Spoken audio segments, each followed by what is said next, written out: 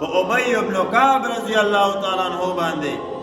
او هغه ورته تراویح شروع کړل یو ختم به پکې کوو او قربان شم 6 رکعات تراویح به کول 6 رکعات تراویح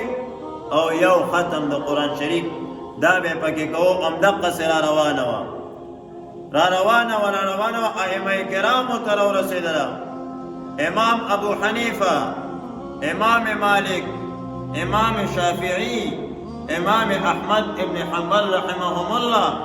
دا سلور واړه د مذاهب غټ امامان دا پوندې باندې متفق دي چې تراویح دا 6 رکعات دي بس بیا د امام مالک رحمه الله یو قول پکې د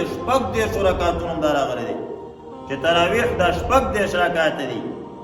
اصل کې دی په مدینه منوره کې امام مالک رحمه الله په مکه مکرمه کې به خلکو سلور رکعات تراویح